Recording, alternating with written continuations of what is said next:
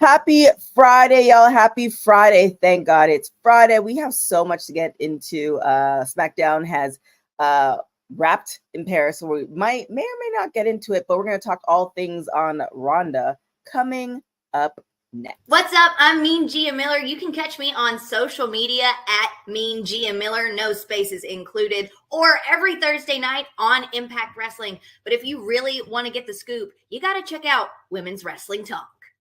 10, 9, 8, 7, 6, 5, 4, 3, 2, 1, 0. Women's Wrestling Talk, the #1 women's wrestling network on the planet.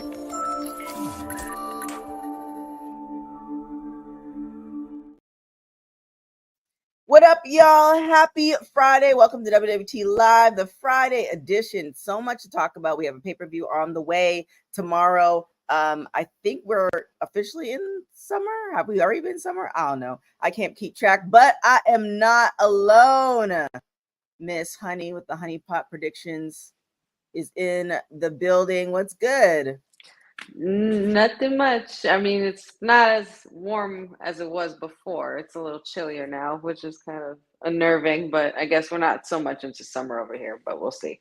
Yeah, it's weird. Like I'm kind of glad it is a little bit cooler. I am used to it being like super hot in LA around this time, but you know, everywhere is kind of weird, which is kind of scary, but kind of great. But you know, we'll see how it goes. Say it, lovely.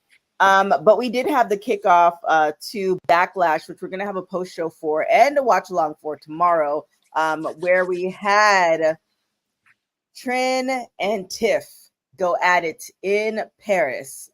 So what did you think of it? I thought it was very interesting. Yeah, especially considering the reception Tiffy got. France was really, really loving Tiffy time. She's officially gone international, and you know, as they did in Australia for her as well. But yeah, both of these women had a really great little segment, and I definitely see a pretty nasty cat fight between these two. It's probably gonna go into what my decision would be as to who I'd pick to win this match, because Bayley is involved and this is still a triple threat. So right. It's going to be really, really interesting to see the results of this. Well, who is your pick for this match?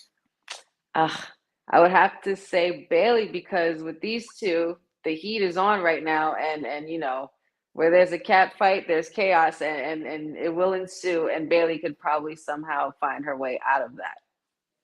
Yeah, I definitely do think so as well. And I also think that it might play in the favor of Bayley, because I feel like,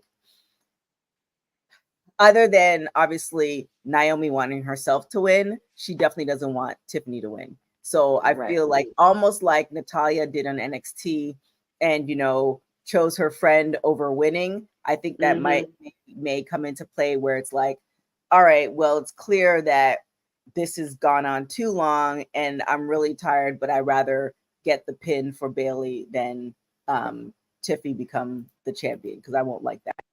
Right. Either. That'll be if that's the last thing she does, she will not have that. This is true. Shout out to Eric and Matt in the chat. So yeah, we'll see what's gonna happen with that. But then we have, and I've been looking for. It's gonna happen next week. We're looking, because we're doing a book club, a WWT book club. We're gonna be talking about Becky's book. But I feel like we might need more than an hour. So I've been looking for pockets for us to figure it out, everybody to figure out, so we can hop on.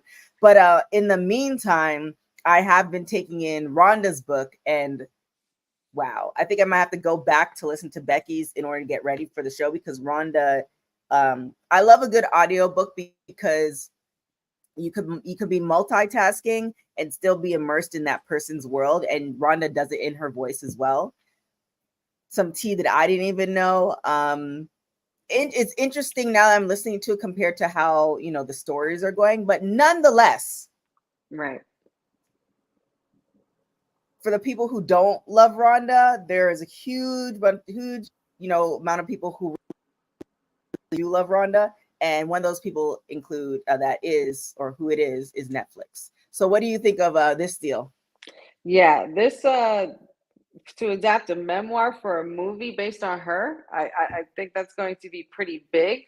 Mhm. We'll be able to fully see things visually in her perspective officially, and I guess not just from words in a book. I mean, maybe there's just more that she wants to say, more that she has to say, more that she wants to put out there about her life and her and things that happened from her perspective growing up into possibly her MMA background and everything like that and everything that happened with UFC and all Mhm. that. So I mean, you never know where that could lead. But Ronda Rousey, for her to land that deal, that's pretty big for her. That's huge. Yeah. So yeah, she's 2 books in, and Netflix is going to be doing both books. Her first book was based off of the UFC right before, probably.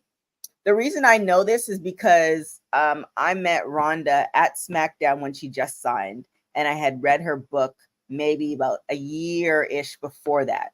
So it's kind of like, and then this book, I didn't expect it to start the way it did, but her last book was like her whole up until UFC. And I think it's right before, yeah, it's right before she lost those 2 matches and her career was ended. So that was Okay. her second book. She goes into how she met Travis, which, wow. I'm not going to give it away, but it was really interesting. You have to be really vulnerable to put yourself out there on, and he's now her husband, so it is what it is. But there was some tea in there that I was like, oh, like I wouldn't write that. Even though it happened. So shout out to her for just putting it all out there. So Wow. it kind of goes to right before she lost. So those 2 matches that she lost, and that's kind of where I am at the book right now. But obviously, she's talked about WWE because of all the reports. So Right. that's going to be really, really interesting. However, like I said, for all of the reports that say that people didn't like her, even in the midst of the UFC thing, she had the movie deals. WWE did come and work with her, and I feel like if she's that difficult to work with, then Netflix wouldn't necessarily try to buy the rights. However, I do encourage people to at least listen to the book, because how bios work, you're not going to get 2 books worth of. It's kind of like Harry Potter. What you see in the movie versus what you see in the book, 2 different things. I also encourage you to listen to the audiobook. But before we get into that, we are going to, I guess one day we might get a bio of this man's life in Parkerville.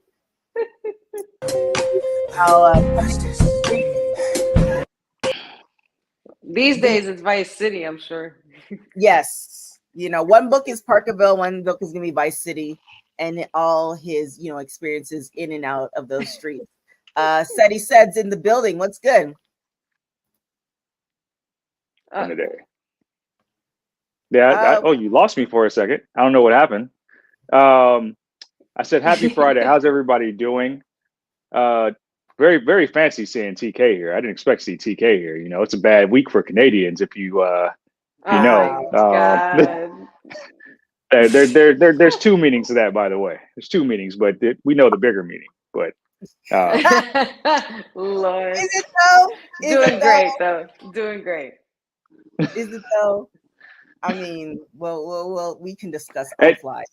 In the musical world and in the wrestling world, I will venture to say yes. It's a pretty bad week for Canadians. Nobody's saying it's 6:16 in Vice City. Wow. And our producer Dylan fitting. Chat as well. Oh my goodness. I'm honored by that statement.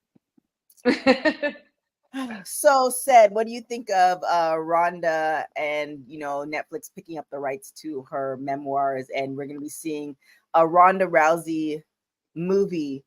Probably, I'd say give it like 5 years. I know the turnover could be quick, but I feel like Ronda's kind of a perfectionist, depending on how much of creative control she did give up. It either could be something like a Tubi movie, or it could be something that we can actually sink our teeth in. So that's all the logistics. But what do you think of all this happening? The timing of it is very interesting. I think it's very good timing for her, considering all the bad press she's been getting, and also kind of just being on the wrong side of the news cycle with her comments, even if it's her truth. It wasn't received very well, especially with what Jimmy Smith just said days ago.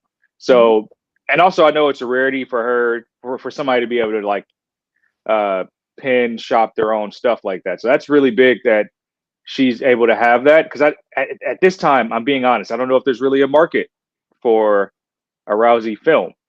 Like maybe if this was on the heels, I'm talking like immediately after MMA career, within the first 2-3 years, then you might want to tell that story because there was such a meteoric rise and such kind of a lackluster ending. But now, hearing you say maybe 5 years down the line, it allows you to kind of, I don't want to say forget, but kind of just like put it in the back of your mind to where it's like, hey, we remember this this run 15 years ago, and you can probably tell it in a lighter way. But in lieu of everything that just recently happened with it just feels like the press has been too bad. When you see the MMA exit, and then the way she's kind of recanting her career and how she lost instead of just taking accountability, and then also the way I feel like things were really up when we saw her in PWG. Like things couldn't have been better, and we've taken like several steps backwards since then.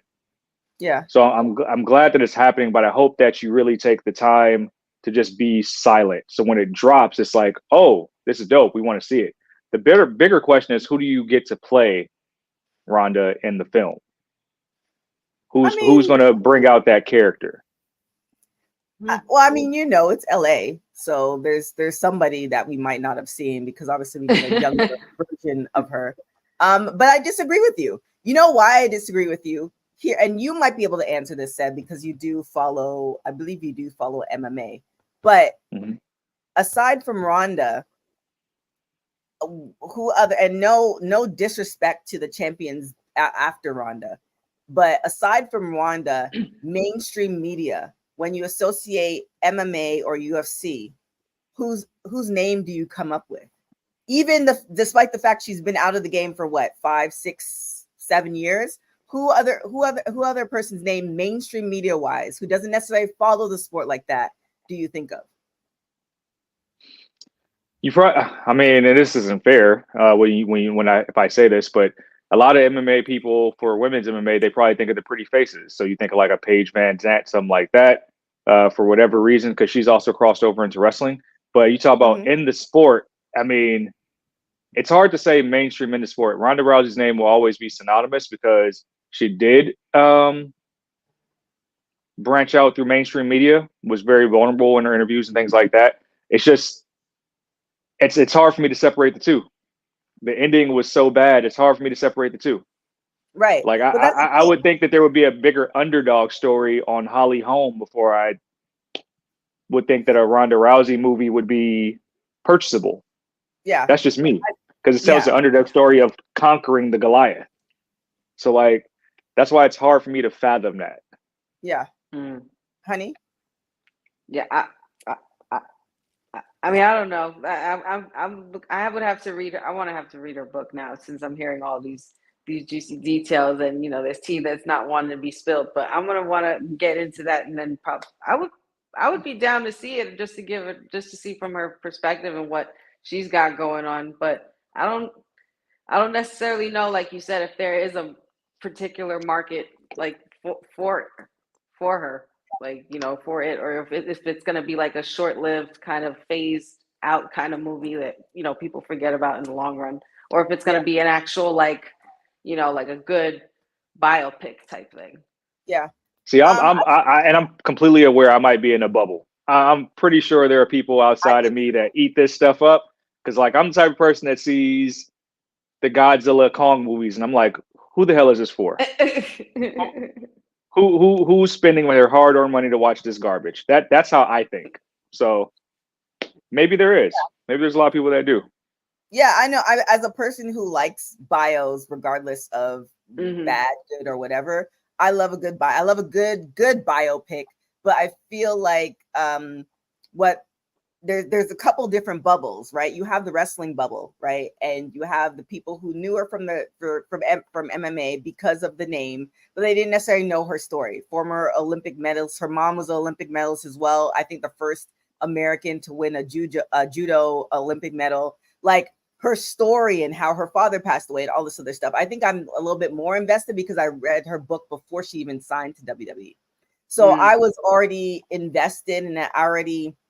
So I guess I'm kind of biased because it was an underdog story. Like everything that led up to her going to the Olympics and then led up to her being undefeated, correct me if I'm wrong, 15 times or eight to 15 times around that in the UFC, which I believe may or may not still be like no other female MMA fighter has done that.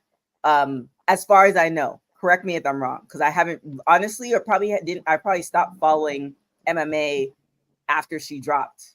Like after those two matches, I think I stopped following. Like I can't really put a pin on what's happened thus far. So the fact that she did all that and then to turn around and try WWE, despite the fact that she's, and somebody correct me if I'm wrong, she's definitely an introvert. So despite all of that, she still decided to do that. I think it's still commendable. And then also dealing with wrestling fans. And then to come back a second time. So I mean, I want to see that. I think a lot of the reports, people are getting the excerpts of the book, and I feel like you need to read the book in its entirety. But one of those people that just give everybody a chance. Like for me, it's like my policies: don't mess with my family, don't mess with my money, and then you're Gucci with me. So and everybody has a good story. So and I honestly think too, the fact that Netflix bought the rights, they saw something in her and they know their market.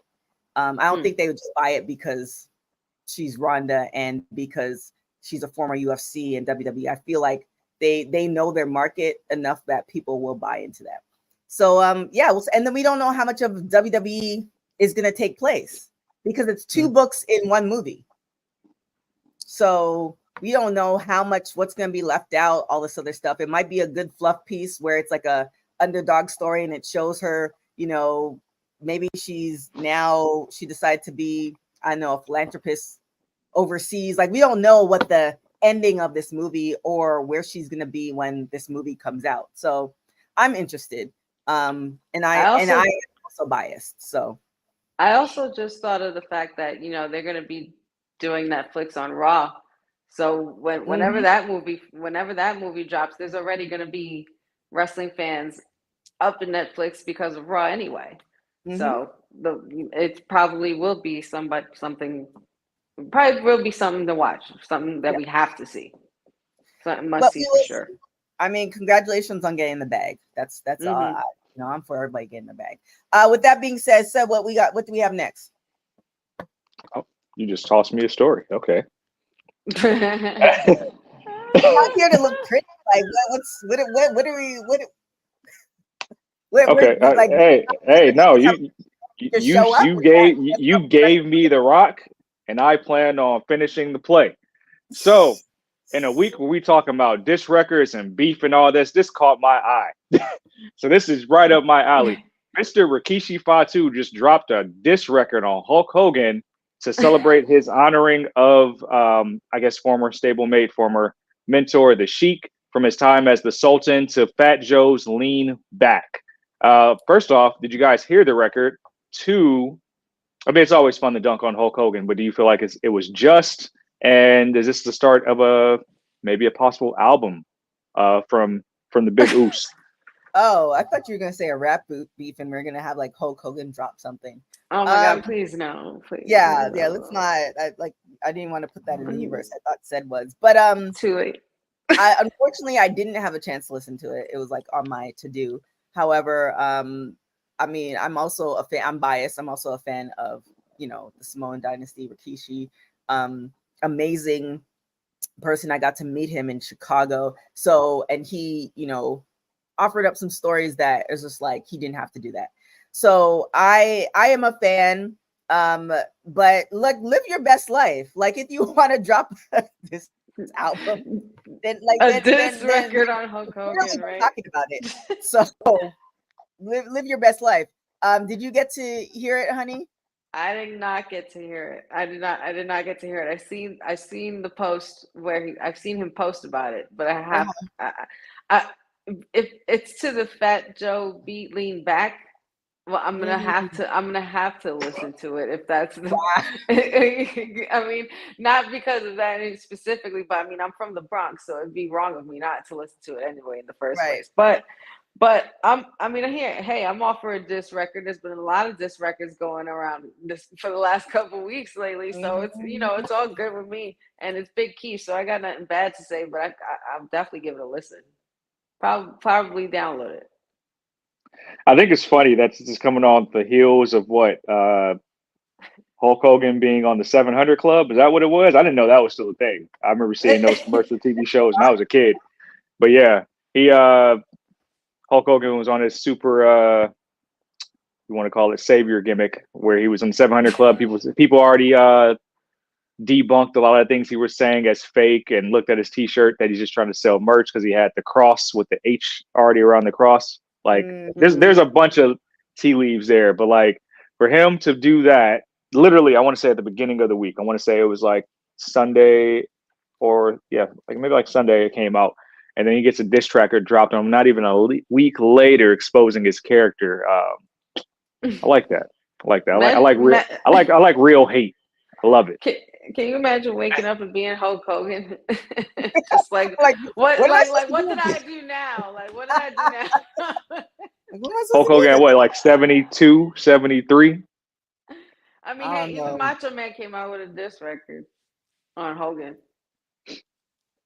Oh my gosh. I didn't want to say that. Let's see. How old is Hulk Hogan? I know both will have the answer before I even finish looking it up, but here we go. Back to the 72. Ages of Big TK. He's 72? Oh no, sure. He's 70. He's 70, born August 11th. Nice. Well, I mean, I'll give it. I'm definitely gonna give this a listen. I'll probably download it. I definitely didn't download CEO, but I will download this. Hop in the booth, Terry. We waiting. Hop in the booth. Let's get into. Did you guys get to listen to Joe Henry's video? Did anybody want to talk about that? I didn't even see that. I think Professor mentioned that the other day. I still haven't seen it. I still don't even know who this guy is, me personally.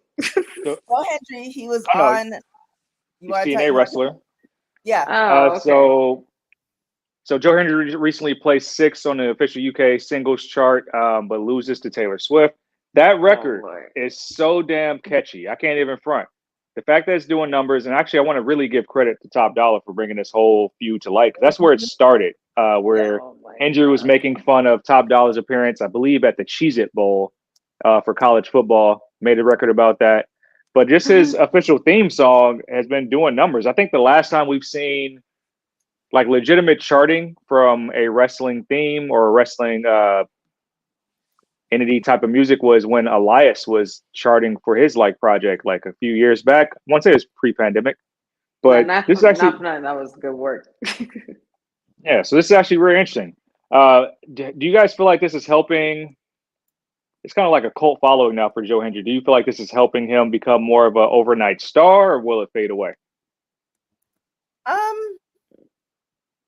I mean, as long as the people stick with it, right? Yeah, I think it depends on people who.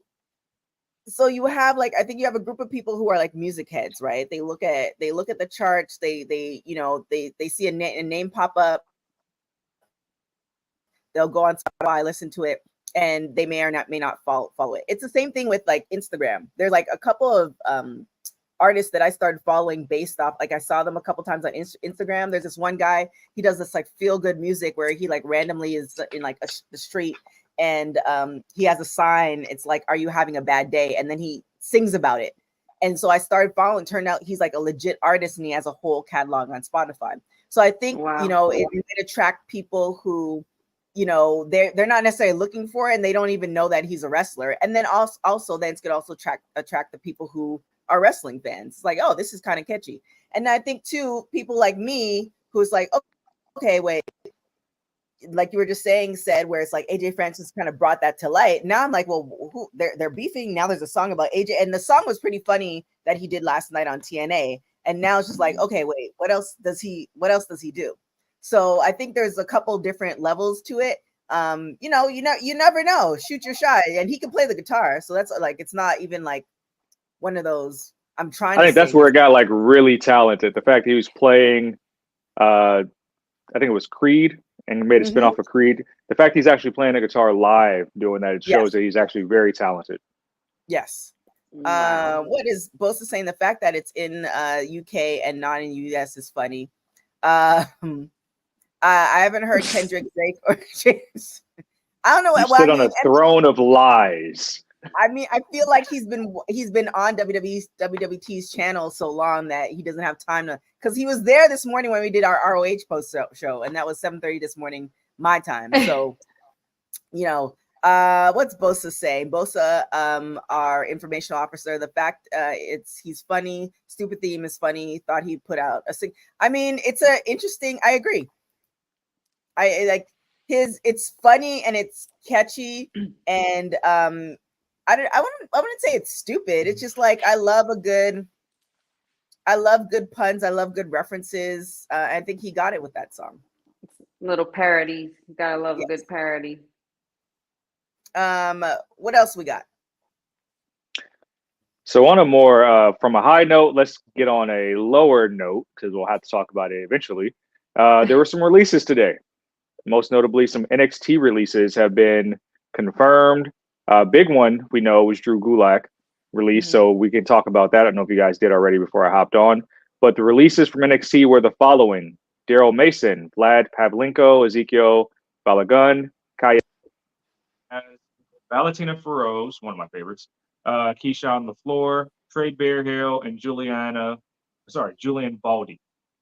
So, which of these names stand out? I think the one most notable for me, outside of Gulak, obviously, Trey Bearhill was recently in the NXT Breakout Tournament, the men's Breakout Tournament, the most recent one. So, some superstars that probably had some upside that just, I don't know. I don't know what the reasoning was, if it was just budget cuts, but I don't think we saw this coming. It definitely sounds like it could be budget cuts. I mean, we're still in the midst of a draft as well, and the rosters are going to be locked in by Monday, I'm sure. But yeah, that's a pretty long freaking list of releases for NXT talent. With some of them, those two probably stand out the most for me. Gulak, obviously, in particular. The timing of it is quite the tea, but if that's anything to be spoken about. But Right. yeah, man, you just never like to hear about these things, but I'm sure there's the great thing that we always say is that there's other promotions, and there's so much more available as far as other promotions for other talent to make something of themselves there. Yeah. Bosa saying, was it budget cuts or they weren't processing fast enough? Plus, it could be budget cuts. A lot of their big names were re-signed. I actually thought it was more processing fast enough. I think where NXT is, even though it's kind of like the developmental, you have to. It's on another level. It's on another level. Like I feel like you have to catch it. Meaning, like Tiffany Stratton, for instance, when she started, she still had a certain appeal. She still had that bravado as far as, she's still kind of getting into her own, but you can kind of see that like it's gonna happen. Whereas some people, it takes a little bit longer. And I feel like where NXT is right now, the people who are taking a little bit longer, there's too much, especially with the pipeline from college and stuff like that. And people actually getting it, and then also having so many wrestling schools, the competition just to get in the door, is so much more like stiffer. So it's like if somebody takes, say you're great in the ring, but your promos are at a 3, right? Okay, we'll work with you, but you might have 3 to 6 months to figure that out. Then you have somebody who they've always been cutting promos, or they just needed that that they've always had kind of that acting ability, and so their promos without that much work is starting off a 6, and they can get to like a 9. Like Tiff, right? She was in Paris cutting promos with Naomi and Bailey. You know what I'm saying? Like, to be in front of that amount of people like I feel like, and this is more for people who don't necessarily watch wrestling like that, to be able to cut a promo and to either wrestle before or after, and either go on the fly or make a mistake or all this other stuff and still do that live. Like that's not for just some soft people. So I think there's that might be the case. I think it's more on that level than budget cuts. Yes, they have re-signed a lot of people. However, the good thing with now we have TKO over it, there's a lot of checks and balances. And I feel like if they were going to give re-sign folks, they already know what they were getting into. Why is she laying like they already knew what she my dog is like laying hella weird. I've never seen her like that. You already know what you're going to get into. So my guesstimate, I have a feeling we're not going to see too many issues having to do with money and budget cuts for a while. I feel like there's going to be a lot of checks and balances where things are going to happen as it's supposed to happen. Right. MDB triple sign say some people are late. Yeah, some people are late bloomers, and like, yeah, you have a late bloomer or you have somebody who gets it. You want to return on your investment. If you're paying somebody to be, ready and television ready and to get there, and somebody else is getting there before you, then that's what we doing. So there is that. Special nobody's saying Triple H said the last tryout was the best one yet. With all this NIL talent coming up, I bet development is a lot more. It is. That's what. Yeah, I was definitely agreeing with that. Our official producer Dylan saying, "Give me Ethan Page and NXT." And what else? Do you have anything to say about that, honey? What Ethan Page released? Ethan Page, or just the releases for NXT in general? Oh well, the releases for NXT in general. I don't really have much else to say, but good luck to the superstars who were released, and hopefully they find something out there for them, and maybe there'll be room for them to even come back. Because you can never say never in this business. Yeah, this is true. And then it also takes hilarious. It also takes when you get released too, if you're not familiar with the indie scene, if you can kind of graduate and go onto the indie scene and make a name for yourself in the indie scene, that also, I think, if you're a WWE official kind of looking at that, like, okay, well, we let this person go and they've now recreated themselves and created a whole nother level on the indie scene. Like, now you want to bring them back versus not doing anything. And there are some people with them, right? Yeah, there are some people who just left and that was it. That was their wrestling career because they're not necessarily as passionate about it. So there's that too. He is back. I guess he did a short stint in Vice City. He had to check on the Vice City links. So there is that. I don't know if anything else to say about NXT, or you want to move on to the next story, said? It's always disappointing to see releases, especially when we know that factory that they have at the PC produces so much good talent. So right. I know certain people, I've already seen some of the tweets that they're already going to be starting to accept bookings soon. So I think that's the beautiful part, is that there's so many avenues for these talents to kind of continue to get better, continue to grind. And it's not for always, they might always return. MDB 999 shining you on your shirt said. Oh yeah, I got this one in Florida, actually. At the, what do you call it? What do you call those things they do when WWE has those pop-up shops? Yeah, I'm drawing a blank. Either way, I got this Royal Rumble weekend. What do we got next? We have a new speed champion in WWE apparently. And now we're having a number one contenders tournament beginning May 8th to face Ricochet. So what do y'all think about that? That's been a fun thing. So the finals was Ricochet versus. It was it Gargano? Yeah, Yes, I thought it we was had Gargano. Gargano today. So I'm just going off what I saw that was probably league. I know Ricochet is the first speed champion, so now the number one contendership is going to happen. So I think they got really a good thing with the speed tournament. If they continue to build on it, so that means the viewership is really well that they're continuing it. And now we're going to get this tournament with Bate, Berto, Apollo Crews, Ivar. I'm more confused. I thought the tournament was just like a one-off, but it seems like this is going to be this is a new title. So this is going to be kind of the thing that replaces the 24/7. I'm guessing. Possibly.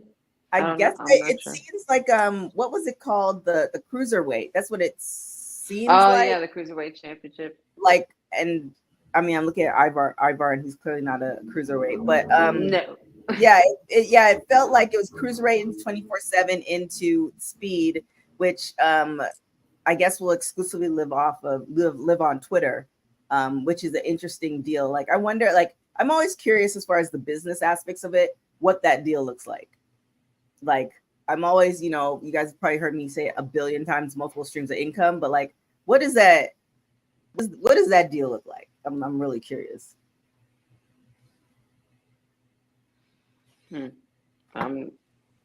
As far as what deal with Ricochet's deal, as far as him becoming a speed champion? What does the deal look like with WWE and Twitter? So like, I'm not really on Twitter. I can't even speak. Twitter's been broken for like I don't know how long now. So the fact that they're able to exclusively stream this on Twitter is probably a good thing for that app, just to draw in more wrestling fans and keep them engaged there. Just because there's so many things that don't work. So I see what you mean by what that deal looks like, and I think it's really just they know that the WWE audience brings a certain type of user engagement, and that's just by the people that view it live more than anything. Because I know I've watched it live before, I've watched it after the fact, but if they're getting a certain amount of users actually partaking live, they've probably won, which is why they'll continue it. But also, this accomplishes two things because it's kind of like a rebirth of Ricochet, and like highlighting what he does so well in the ring because you only have 3 minutes. So in that face, like in the user engagement world, social media world, people are seeing Ricochet at his best in the ring without having to be on the mic, anything like that. Just be that generational athlete you are. And I think that will parlay back into other segments of the main roster where we can remember what it was like when Ricochet first got to NXT. Right. Yeah, it's very reminiscent, this run, as far as, him becoming a new kind of champion in WWE. I didn't really get to watch because I'm not on the X or Twitter, as old folk like to call it. But I mean, I would have liked to have seen maybe some highlights somewhere, or even like a stream somewhere else besides the X, so that way we could have seen, the highlights of the match, especially with him and Johnny Gargano, because that must have been like completely crazy. Maybe that's what it is, though. Part of it is for folks who left, X because of, whatever, whether it was, a lot of people left when Elon Musk became owner. A lot of people left when, the former president was, reinstated. A lot of people left for different reasons over the last maybe 3, 4, 5 years. And so maybe this is for, the wrestling fans who are like, look, it's here. It's exclusively here. In order for you to see it, you need to rejoin X. So I've never even had it, honestly. You guys might laugh at me, but I've never even had Twitter ever. Ooh, you have not lived. Yeah, and actually, it's a very dark. I heard it could be a very dark place. Oh yes, very, very much so. We like darkness. I will also say, man, Ricochet had a very poor hip hop take earlier. I like Ricochet with the flips. I don't like his music opinions, but that's separate. Do you want to share it with us that you seem so disappointed in it? I'm just disappointed. I'm disappointed with a lot of people's takes this week. It just shows that comprehension is on an all-time low. People's ability to interpret in real time, very low. But you can go look at the tweet. I can go look at the tweet and see what I'm referencing. It's fine. We don't have to belabor that point. Wow. Oh boy. Okay. With that being said, what we got next? Let's talk about Ric Flair. I thought that was very interesting. We actually got into this on Wednesday about the Who Killed WCW documentary that's being produced by Seven Bucks Production. And he's actually not thrilled that he wasn't included in the documentary at all. I think he actually, and I probably can't repeat some of the things he said on Twitter, but I'll just paraphrase. And then he thinks it's just complete BS that he wasn't included at all, wasn't interviewed. It's a very long, expletive-laden tweet. But I want to know your thoughts about this because Ric Flair was a big part of that golden age of WCW. Should he have been included in this? And is maybe there information that we're going to miss ultimately by not having him as a part of this documentary? It depends on the angle.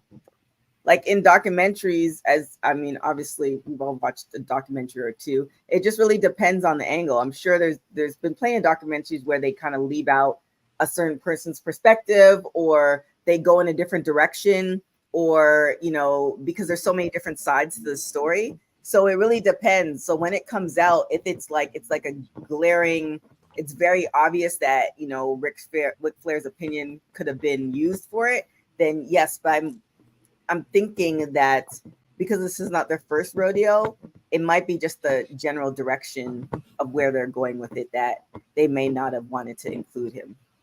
Two interesting things he said.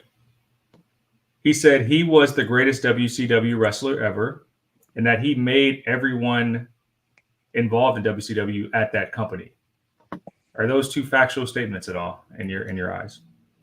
I mean, I don't know. Stop that. If he believes it, but I feel like when I'm hearing the WCW conversations, I don't always hear Rick. Like, how you would hear, I don't know, kind of going to a hip hop reference when you hear Bad Boy prior to all the shenanigans with Puffy. Now you think of Biggie Smalls, right? Like those are kind of synonymous. Like you're not really thinking of any other person. You're thinking Puffy and Biggie. Right? Or you thinking, Death Row, Suge Knight's always in the equation, Dr. Dre and Snoop Dogg. You're not really thinking of, I don't know, insert somebody who came later on into the company. So when I do hear the WCW conversations, I don't always hear Ric Flair.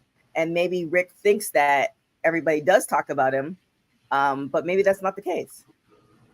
I feel like possibly, I can't say that I disagree with Seven Bucks Productions if it was their option to keep him out of the interviews. I mean, he should have, because he did play a big part in WCW, but I can't say that I disagree with them not having him in it either, only because I feel like we've heard a lot of his perspective in a lot of different other documentary shows that they've had, and even in his own documentaries where he's talked about his trials and tribulations with WCW and Eric Bischoff and everything like that. But I also agree with you, TK. I can't really, when I hear WCW, I always don't hear Ric Flair like right away.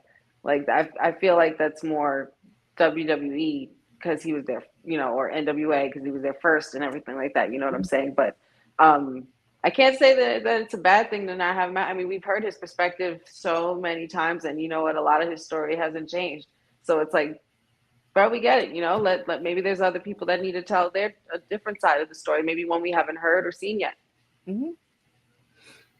When I think of Bad Boy, I think of the band, but that's just me.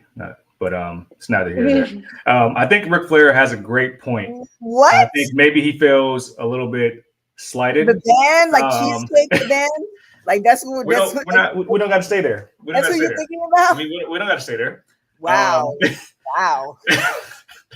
Wow. I think Ric Flair has a point. He might feel a little slighted, but to Honey's point, I think we have seen a lot of Ric Flair documentaries, more than at least 3 in the past 5 years that have come out to kind of allow him to share his story. So maybe there are a lot of other people that were on the card that haven't been able to share their opinions. But I think he's right in the sense that he was a big part of WCW, because I used to watch it ad nauseum, and I would always see Ric Flair in the title pictures with the matches with Sting.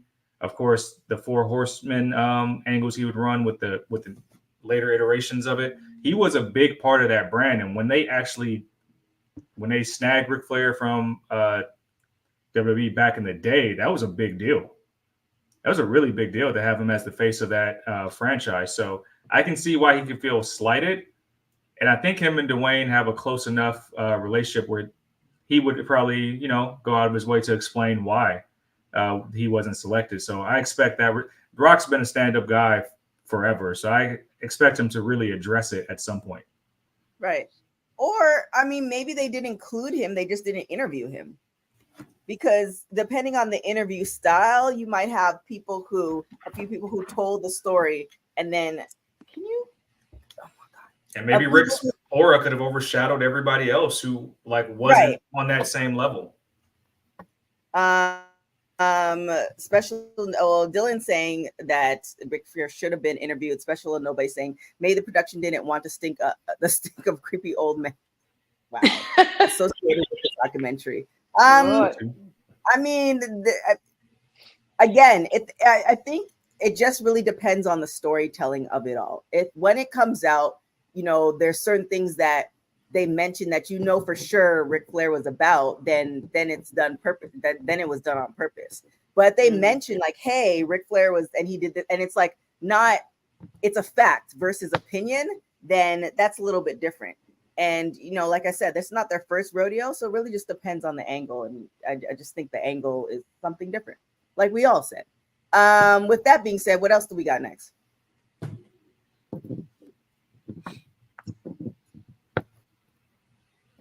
How about Wendy Richter?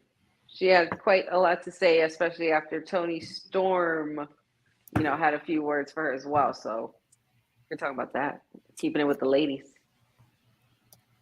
I think she said that she would, for the right amount of money, she would definitely come back. She would go to AEW and have a match with Toni Storm. Do you think she actually would? I mean, shoot, with the right amount of money, I'd go on AEW and have a match with Toni Storm. It just there's a lot. Everybody's just getting, signed, and they're getting signed, and they're in catering for a little bit. And sometimes we see them, sometimes we don't. I mean, Mercedes was signed. We're seeing her do a couple promos, but she's not gonna be she doesn't have a match until May. That sounds like a good check. Yeah, being the highest paid female wrestler, it better damn well be. But I mean, but May what? We're already in May. The third day? She's the third week of May. The third week, and she was signed how many weeks ago? And she appeared just before WrestleMania. Mm-hmm. That's crazy. Yeah. So I mean, I don't think it will. I don't know. It depends. I can't predict rich man crazy. So who knows? She threw it out there. The fake TK might buy into it. I mean, it'll make for some shock value just to get even just a face to face. So I can see something like that happening. And then also they haven't also really had a female legend either come really through AEW like that, have they? I mean, they had Awesome Kong a while back. Mm-hmm. I mean, in the very, very beginning, but not recently. Not say a Sting kind of figure. Yeah, fake TK wanting us to spend $60 to see Mercedes is hurting her reputation. And for Mercedes, the check clear either way. At this point, however you guys want to portray me on TV, my legacy is set. The check gonna clear either way. Yeah, and I think provided she doesn't come out with a memoir, pretty much saying crazy things about WWE. I think it's foregone that she'll end up back in WWE. Because she's still part of that 4 horsewoman dynasty. So I think that's going to be a thing. But let's get into what up, Mega Powers. Let's get into some predictions for Backlash. Who do we have? Who's our first match? Let me look for these. So you want to go in order, or you want to just It's right now we have 5 matches on the card. Okay. We have 4 title defenses and kind of like a blood feud, if you want, between Orton and Kevin Owens versus the Bloodline with the debut of Tama Tonga in a WWE ring. let's start with Kabuki Warriors versus two of the big three, Bianca Belair and Jade Cargill. How do we feel like that match is going to pan out? I mean, I mean, Go on. Go ahead. do you want it? Do you want to say it? Do you want to say that it's a possibility that these two could absolutely take it? I mean, they've been dominating since they've joined, and they're two of the biggest females right now on the WWE roster. But then again, they're also going to be on different rosters going forward. If I'm not mistaken, did they separate them in the draft? they're all together. They are Pretty all much together. Just Damage Control is going to Raw. Either way, but the women's tag titles can travel. Can travel, right? Okay, so that would mean that it wouldn't matter regardless of what roster anybody's on if Jade Cargill and Bianca won. So I mean, I would love to see them take it, and let's take it and run with it, this tag team. I mean, this is what everybody's been wanting to see. We were predicting this months ago. Even when we saw them in the Royal Rumble. They're practically twinning as far as their strength, agility, and skill in the ring, and they're both very dominating. So why not? And it would be a good way to send off Kyrie, Sane, and Asuka to do something else for a change. I mean, but who knows? I can't see anything screwing this up for Jade Cargill and Bianca except themselves. I definitely agree with that. Just like I said, if they're gonna do it, I want them to do it all the way. Like, if you're gonna be a tag team, then like let's be a tag team for at least a year. Like, give me a year. Don't give me like 2 to 3 months and then all of a sudden they break them up. And now we have Jade going for a singles title, which is we know that's eventually gonna happen. I don't know if we know how long Jade's contract is, but we know that's in the play. But we're gonna do this tag team thing. Like I said in the very beginning, before they even, I think it was a Friday, when they showed up together on SmackDown a couple weeks ago. My reservation was like, yes, we want to see them together and or have a match against each other. But if they're going to be together, I want them to legitimately be together. And it looks like that through the pictures. They were posting pictures in France with the, and I want to know if all the gear, because very matchy gear, which is always great. But like, are they gonna commit to this? That's right. Kind of my thing. Because you look like a tag team, you're sounding like a tag team. Are you really a tag team? We'll find out. Wow, special number, the Cocoa Butter Combat Club. I am sick. I love that. That's funny. I think with everything we've seen, even like getting a lot of the clips from either fans or even WWE media from the live event shows how dominant this trio has been over Damage Control lately. So I think we're about to get a change in the guard with a different story. It would surprise me even more if they found a way to lose or get disqualified in France. So you continue to build that story. But I think this weekend is more about giving Bianca the accolades, making her Grand Slam. So I expect them to win. And I think for Damage Control, once these rosters set on Monday, you'll likely get the story of Damage Control like just haunting Becky Lynch on Raw. I think that's an easier like play to go from there. Right.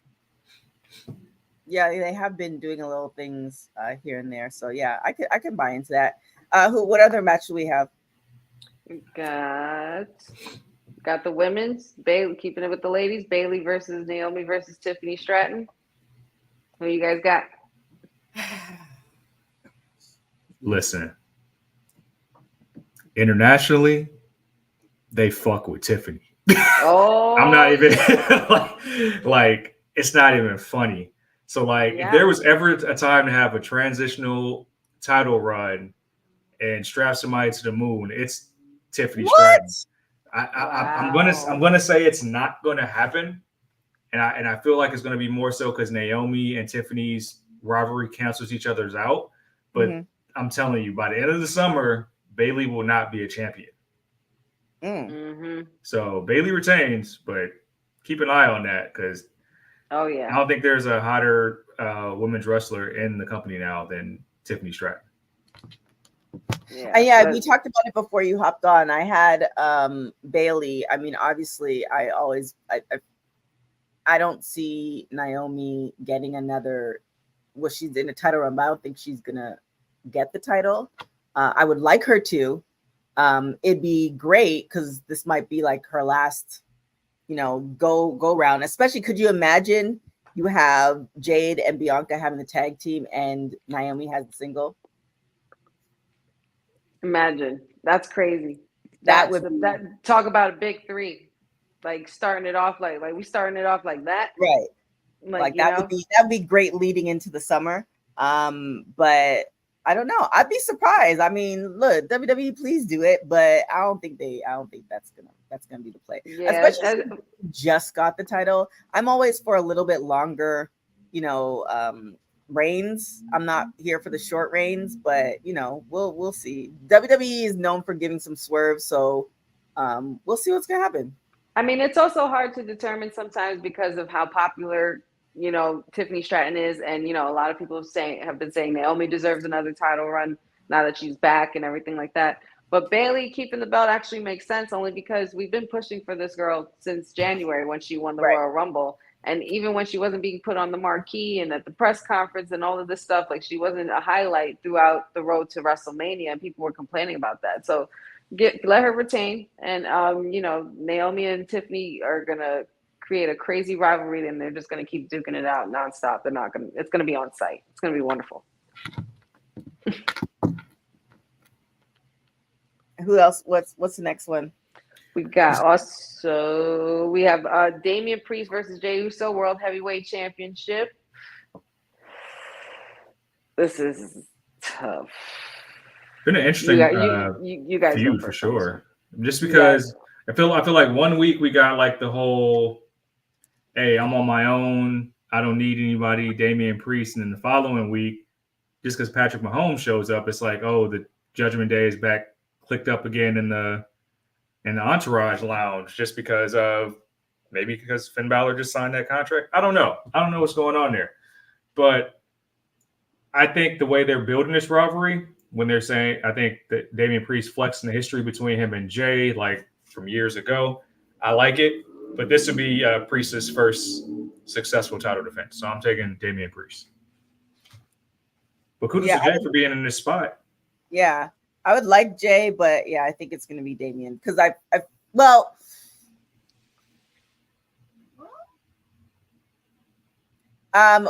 think that if Jay gets it, then it'd be the end of the Judgment Day, and I feel like we have to wait till Rhea comes back for it to really blow up. So I think he needs to retain until Rhea gets back, and then we see what happens with the temperature. But I think it's time. And he had that Money in the Bank case for like forever. So I feel like it'd be really crappy if he just finally cashes it, has it, and then loses the title. Yeah, I kind of would. I'm going to look like a total hypocrite, being that I am wearing a day one-ish shirt, but I am going with Damian Priest because I have to agree with TK. There's no way that you gave this man the suitcase and had him holding it for this long just for him to lose the title now and win it the way that he did and be crowned at WrestleMania 40, one of the biggest selling WrestleManias of all time. You're not going to do that to Damian Priest. I agree that he does have to keep the belt and he should have it a little longer until Rhea comes back, because this is going to show by the end of it that nothing goes right when mommy's not home.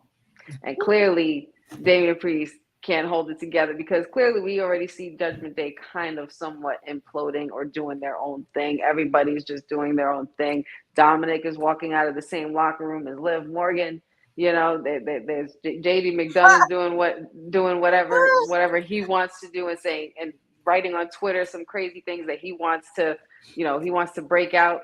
And Finn Balor just signed a new deal, and Damian Priest is telling everybody mind their business while he handles his. So it's just, there's somewhat little spurts of implosion here and there, and it's going to happen fully when mommy gets back, because she's going to see it happen, and it'll be because Liv Morgan has probably had a part in that. She started it. It's a hell of a story for Liv if she's the reason that Judgment Day imploded. Well, I mean, she said she was going to take everything she loved. And what does mommy love more than Judgment Day besides her own title? So she could do both and kill two birds with one stone. I just don't see them putting that much into Liv. Like, as far as like a dominant title reign afterwards, I just don't see it. Oh man, I don't know. I think they should do it. I don't know. But yeah, but Damian Priest, obviously, I would have to choose anyway because I don't know how we segued into that. But yeah, Damian Priest would be my pick for sure. Bosa saying, am I crazy to think Backlash ain't an attractive pay-per-view on paper? This screams a filler pay-per-view, 5 matches on a 3-hour card. That ain't the Rumble. No, you're right. But I think last year's wasn't very attractive either. But what changed was literally the atmosphere. Like if you go back and look at the matches on last year's Backlash in Puerto Rico, it wasn't like a money card, but the atmosphere made it what it was. You know, Puerto Ricans like to have fun. We're all about a good time. All about a good time, getting rowdy and getting loud. So that it had to be. But I thought it was Rhea pretty big Zelina for match. but the card, yeah. Yeah, Rhea versus Zelina. They were rowdy during that whole match. Don't get me started on that. That was my girl. That EO Bianca, they were pro EO rowdy during that whole match. Of course, Bad Bunny and Priest. Bad Bunny and Priest was absolutely sickening. But I don't even remember what the main event was. But I know they were loud through those 3 matches. Like Bad Bunny and Damian Priest were the main event. It wasn't. Weren't they? I thought they were. Huh. There was some title match there. Oh no, it was Cody and Seth. Maybe? Had to be. Cody and somebody, because I definitely remember Cody coming out. It was one of the loudest woes, they said. Cody and Brock. Oh. Damn. How quickly you forget. How far we've come. I think so. Yeah, so then we have the last match, 5 matches according to both. So I'm looking at it here. Last match, Cody and AJ. What do you guys think? Who do you guys got for this one? Definitely Cody. You know damn well the Cody crybabies are gonna riot if that boy loses that belt. I got Cody. I got Cody too. I just feel like it's gonna be a long reign for him. Is it? And AJ's on his. Is it? Fans can turn very quickly. I can see this getting really old by end of August, early September. Roll around that Q4 time, and let's say Final Boss comes back around, we can tell another story. I can see it ending in the fall for sure. Really?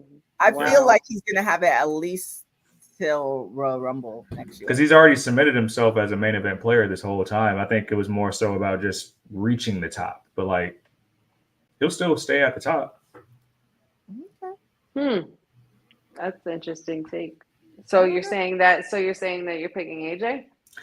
Nah, I think this is just the first of many, and I think the fact that they're trying to like trying to add in Bullet Club ties to this feud. Yeah, I think this will be the first of a series of matches between these two. But Cody will take the first one by slight victory. I don't think it'll be easy. It'll be slight.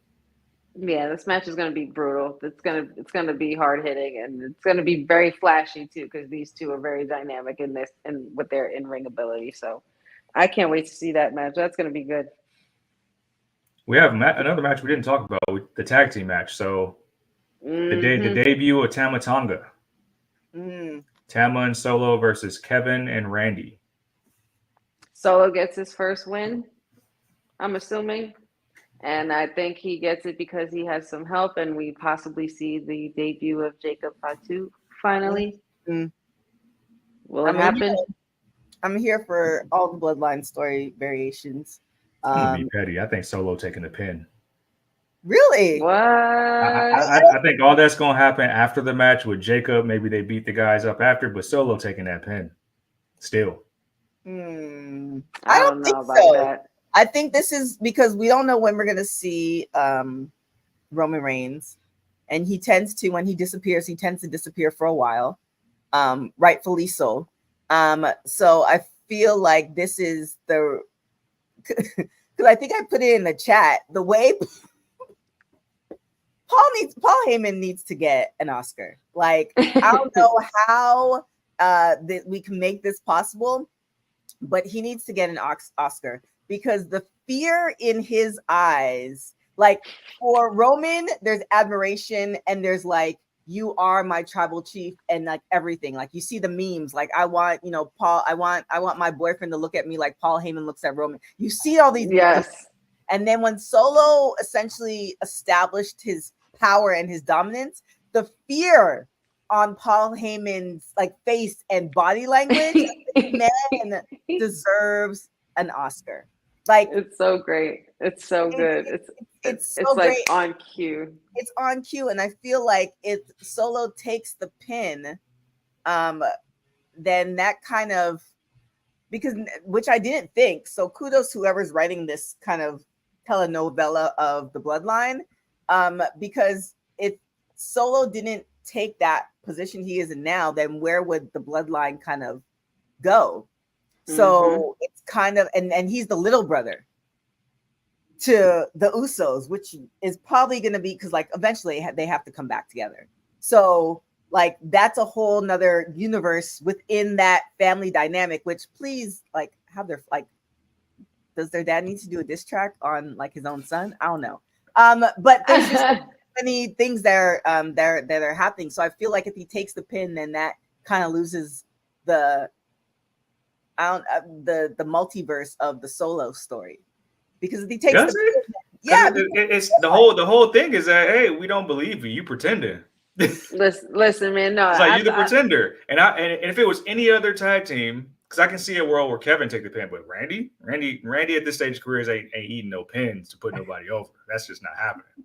No, that's no. But I mean, possibly. I mean, you never know. But Solo was named apparently. He was named next in line, but we didn't see it officially happen when Roman just left. So it's like, it's not really a mutiny or an overthrow. It's just more like, okay, I'm next up. I claim this and I'm this. And, you have to be that way. You have to be assertive in your authority. Otherwise, people aren't going to believe you. So maybe like, and I've said this before in a couple of shows when this started happening, like a couple of weeks ago. Liv Morgan is not the only one going on a revenge tour. Solo is going on a revenge tour as well, and he's going to get back on everybody who he's taken a pin from since he beat John Cena, beat John Cena, because it was since then that he's been losing. That was his last win. His very last win, and it's probably going to end with that. It's probably going to end with Cena again. Dylan brought up an interesting point. That since the draft is over, we're in the window of like releases, but obviously like trade stuff like that, and that Jay could get traded back to SmackDown. Right. Is Jay the perfect opposition for Solo right now since that's a little bro? Is it too soon to bring Jay away from like this main event spot on Raw that he's pretty much clinched? I think it'll be determined if he takes the pin. If he takes the pin and now Jay is now there, then this is where the brothers come in and like they like, we used to like change your diapers type situation. Right. Anything can happen as far as that. But just I'm gonna say my last thoughts on the bloodline situation. But I call Tama Tonga and Solo winning this one. I mean, I do too, but just for bias reasons. I mean, but just for bias reasons. I don't know. I feel like he has to. If he takes the pin, I don't think the story. I feel like it's gonna change the direction of the story because then what? And I feel like because then if he takes the pin, then Paul is no longer gonna be afraid of him because it's like you want to be this person. It's like somebody who does like in countries or even in companies where somebody takes over the company because they think they can do it better. And then they end up falling flat on their face, and then everybody realizes that they're a fraud, and then therefore the other person who they overthrew takes it back over. If we didn't all figure that Roman was going to come back, or if we didn't all figure that Roman was going to take a long time off, then I could see that happening. But I just don't. I feel like because we all kind of, and he might come back. Like he might, make an appearance. If that's the case, then I think Solo does take the pin. But I have a feeling that Roman needs some time off. And so, like, I feel like Solo they're gonna get the win. I'm gonna follow the money on this one. I'm gonna follow my gut. I don't believe things happen in the sales world for no reason.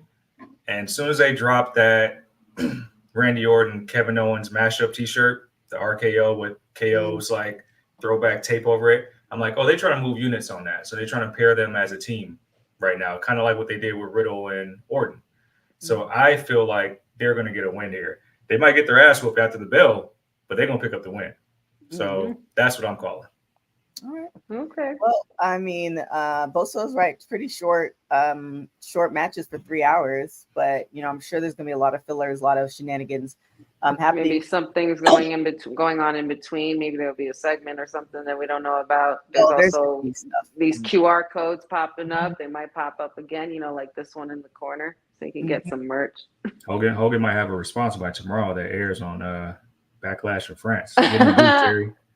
Wow. Well, I mean, between Hogan and the new merch coming out, you definitely need to check out our merch as well. Hey, yo, you. Yeah, you that's watching this. You sitting on the couch staring at the screen, not knowing what you want to do, like this is an online college. Are you tired of wearing shirts that make you look like an extra stuck in catering? Do you want to step your wrestling swag game up to the next level? Then Women's Wrestling Talk has got you covered. Like literally. Are you for life in pink or black and white? Or maybe you're the EST and people need to respect you accordingly. Want to put some pride in your stride and show off the muscle in your hustle? Then make sure you check out the WWT store. Not now, but right now. All right? What you waiting for? Head to www.talkpodstore.com and don't make me fight you. Shit.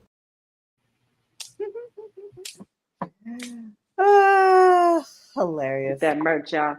That part. Did we got anything else? I think that was. You want to talk about the COO of WWE? Oh, Brad Blum or somebody who just got released or something. Yes, he resigned. Oh, he resigned. Excuse me.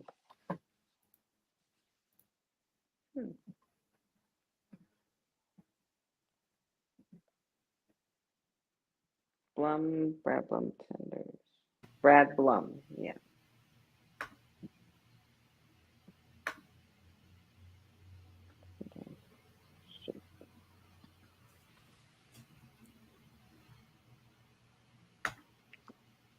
I guess not that much big news. Nobody really cares. Oh no. I was sidetracked. I was looking at What were you possibly looking at? Said I saw Aubrey made a public response, so I want to know what it was, and it was just a Denzel Washington clip. So that man is not in the booth. Just want to be clear, he is not in the booth. Oh my Jesus Christ! Wow.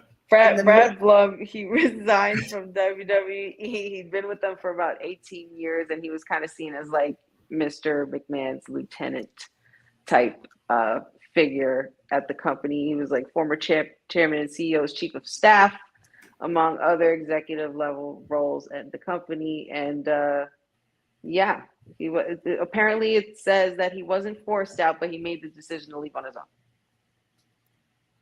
And I think this is important. This is also in. This ties into the whirlwind of the Janelle Grant allegations. People thinking he left because of that. And I know Laura Knight just tried to lure up earlier this week in regards to allegations. So this is a lot. There's still a lot coming out, and a lot that's still happening from that court case. Yeah. And it also could be just a new regime too. When they have a new regime of folks and some of the old guards still there, they just do things differently. And, unemployment's playing a lot that way. So, why deal with the new stuff when you can just kind of bow out on your own? So that could be a possibility as well, which is probably not the best story to end off on, but No. terrible story there, man. I mean, did we ever talk about, and you guys got to tell me, did we ever talk about Shelton making his debut at Progress? And he's entering the Super Strong Style 16 tournament? I feel like we talked about it during the week, but I haven't talked about it. So you can definitely pitch a story. So now we know, I guess, where Shelton Benjamin has landed. A lot of people have been kind of speculating about his next move, if he would even want to still wrestle. So he's going to be making his debut at Progress Wrestling, and he's entering the Super Strong Style 16. That will actually take place on Sunday, May 26th, as well as Monday, the 27th as well. So definitely check that out. There's tickets online at progresswrestling.com. What do we think about Shelton still continuing his wrestling career? And do you think this will be the start of like a international tour? Like, where are some other stops that you would like to see him go to? I think he's doing something at like Jobber Slam too. I think I saw a post for. So there's that. I mean, if it's something you know and it's a different world, then like why not? And it's something you're really good at. And then also, let's be honest, regardless if you get let go or however you leave WWE, at the end of the day, you're still a former WWE wrestler, and that carries weight. Just if you were working at a, big company, like for instance, I worked at TMZ, and this is 7 years ago, and folks still want to talk about it. And like, I've since, worked at other companies and stuff like that. So it's just kind of like WWE is such a juggernaut that's going to draw attention, especially since he's been there for so long. So why not capitalize on it and use that, at least until he figures out what he wants to do. I could definitely see him doing something eventually when he wants to stop wrestling backstage with the, amount of knowledge that he has to pass on to, newer wrestlers. Yeah, I mean, when he was asked about being excited about having more options in the wrestling world now that he's out of WWE, he's certainly proven it.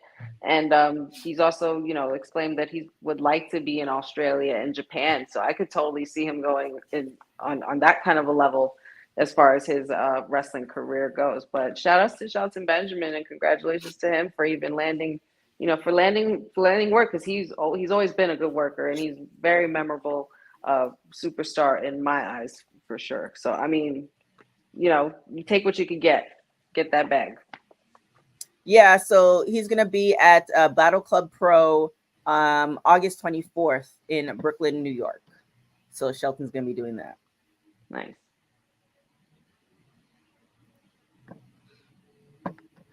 So that's a feel-good story. Do we got anything else?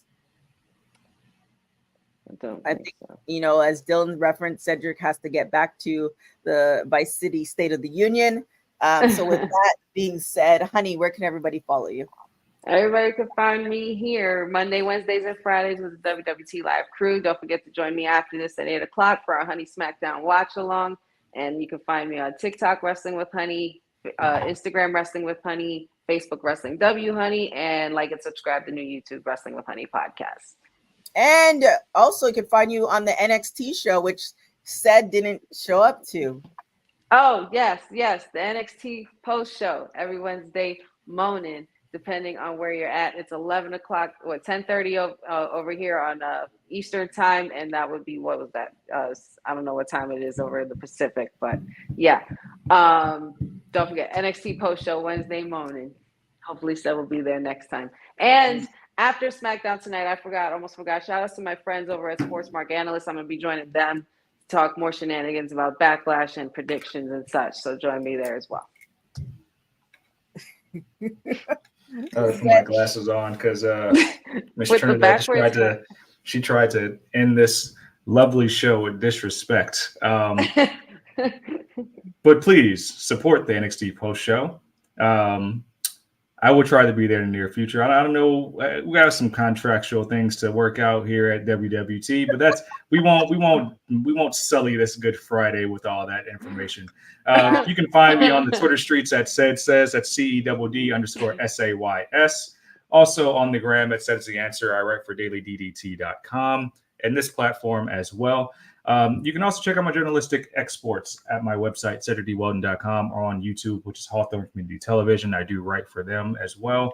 Also, Hashtag blame Jacob Lawrence. That's the thing that I'm trying to get trending here. I also hashtag HeelTK. If you want NXT content. Wait. KOTK. Heel TK. Heel. I was like, wait, what? HEEL. Heel TK.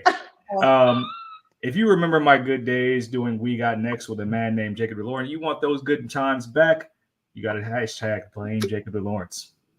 And it will happen eventually. We gave you a stand deliver post show. The energy is there. You just gotta maybe like Drake wanted to summon the boogeyman. You just gotta summon the boogeyman. You know, if you build it, they will come. I mean, that's your boy. TK fogging up my glasses on this Good Friday. Wow. With that being said, thank you guys so much for watching Women's Wrestling Talk. You can find me everywhere at TK Trinidad. You can also follow Women's Wrestling Talk on all social media platforms at WWT Talk Pod. Definitely check out. We are going to have a Backlash watch along with knockouts and 3 counts. It'll be a partnership, so definitely check out both channels. And we're also going to follow that up with the post show, so definitely check that out as well. Other than that, thank you guys so much for watching Women's Wrestling Talk, the #1 women's wrestling show on the planet. Till next time, guys. Get in the book, Terry. What's up, guys? This is Zoe Stark. You're listening to Women's Wrestling Talk. Thanks for joining WWT. Don't forget to like us on all social media platforms at WW Talk Pod. Like and subscribe on all video and audio platforms like yesterday, my G. And check out our website at www.talkpod.com. Thanks for watching Women's Wrestling